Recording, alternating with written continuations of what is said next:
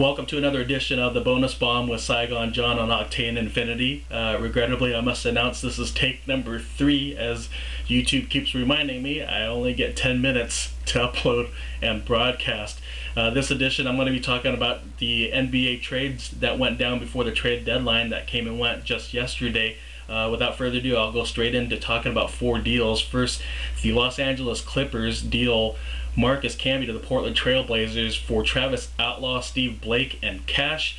I had high hopes for the Clippers preseason. I picked them to make it to the playoffs, and they have given up on themselves as well as given up on me. They're currently in 12th place, so they get rid of their best rebounder, who happens to be the second best rebounder in the league, and their best shot blocker in Marcus Camby, who's also top 5 in that category in the league. Now, I'm stating the obvious. Greg Oden, Joe Prisbilla, both down to injuries, so Camby definitely fills in a void that's been currently filled by the undersized Juwan Howard, the undersized and old Juwan Howard, who's been playing 30-plus minutes. So, great boost for the Blazers. They're currently in 8th in the Western Conference. I think with this move, they'll solidify their place in the NBA playoffs this year, as it makes it that much difficult for the likes of Houston, New Orleans, and Memphis to catch up and take that final playoff spot in the West. Now for the Clippers, once the smoke clears and the player that comes back from injury, Travis Outlaw, he will probably end up being their best forward. The Clippers dealt Al Thornton in another deal to get Drew Gooden. So it'll be Outlaw and Gooden at forward in the Clippers. So be a good complementary front line to see what kind of development they can get possibly for the future. But Outlaw, along with Blake and Camby, I think they all have expiring contracts, so none of them may even end up with their respective new teams come the end of this upcoming summer. Now, Steve Blake fans, you're probably worried that he may not get the playing time in Los Angeles that he had in Portland, being that they were stacked in point guards. The Clippers dealt Sebastian Telfair in another deal, so Blake will only be behind Baron Davis, who is sometimes injured, so who knows, Blake could end up playing starter minutes for the Clippers. For now, it's a winning situation. The Blazers, I think, make out best in this deal for the short term. Who knows, cash may be the ultimately the biggest asset in this deal, being that the Clippers ownership is all about the money. So we'll see. They may even use it to lure in free agent pickups to the City of Angels this summer. So kind of wait and see, but I like the Blazers. I favor the Blazers in this deal. Now, the next deal I want to talk about: last week during All-Star break, the Dallas Mavericks acquired Caron Butler, Brendan Haywood, and Deshaun Stevenson from the Washington Wizards in exchange for Josh Howard, James Singleton, Quentin Ross, and Drew Gooden. Drew Gooden, as I just mentioned, the Wizards just gave him up on another deal to the Clippers. So kind of wondering what they're getting. I know it's a business deal for them. Wizards I had picked in the preseason to be a top 4 team in the East. That's another team that's given up on me. So they've totally tanked. Of course, losing Gilbert Arenas and Javaris Crittenton didn't help, but now they're trading away their all-stars. Butler, Brendan Haywood's been great this year, coming back from an injury. He missed most of last season, but Haywood, I think, is the biggest piece. Butler, obviously an all-star addition, very well placed with the new Dallas Mavericks team, but I think they win out the biggest with Brendan Haywood in the middle. Eric Dampier has been subpar at center. Haywood's going to be great for them. Deshaun Stevenson, one of those run-and-gun shooting guards, may benefit from the system in Dallas as well. So without question, Dallas far and above.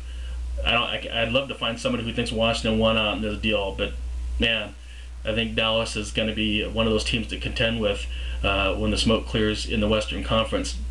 The third deal I want to talk about is another trade involving the Wizards. They got rid of another all-star in Antoine Jamison, and what they've acquired in a 3-team deal that involved the Cavaliers and the Clippers as well.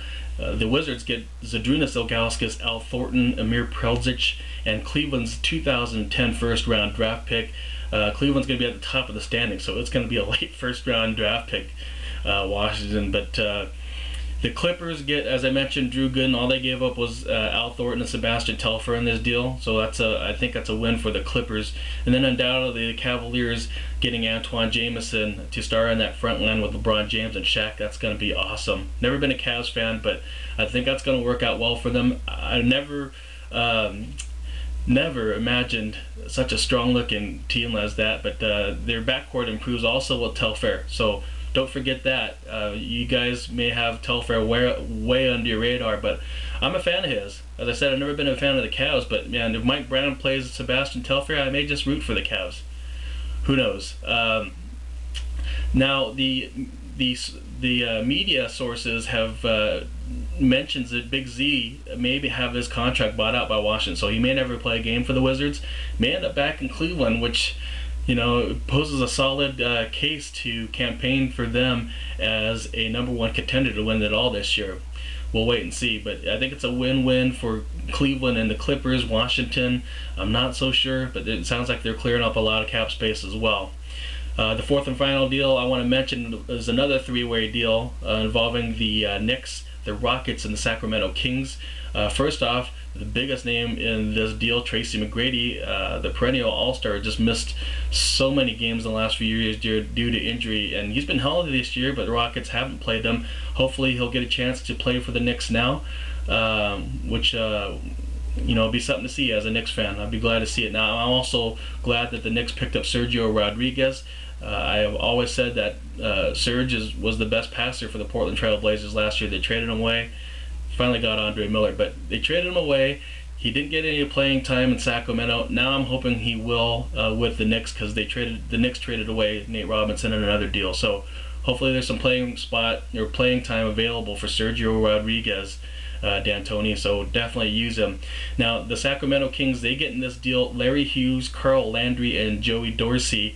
These are three guys I don't really know what to make of. Hughes had a lot of potential coming into the NBA, but he's just seemed to disappear. So I don't know if Sacramento's going to do anything with him. Landry is going to be a nice tough addition in their interior, because it seems like their center Spencer Hawes likes to take a lot of jump shots. Joey Dorsey, also one of those young guys, a rookie coming out last year. I thought he was going to play really well, but I haven't heard much from him, so he'll maybe get some notoriety out of Sacramento. And then finally, the Rockets, what are they getting out of this deal? Well, for starters, they're getting a bona fide threat, offensive threat in Kevin Martin. That guy's a good shooter, good scorer, great addition to the Rockets. They also get Hilton Armstrong, and then possibly good future guys in Jordan Hill and Jared Jeffries. I think of this as a win-win-win for all three teams, honestly, and I really want to see all these guys in this deal play. There's a lot of talent there. So that's all for now. Read more in my YouTube description on my feelings on the other deals that happened. For now, this has been the Bonus Bomb with Saigon John. I will see you next time.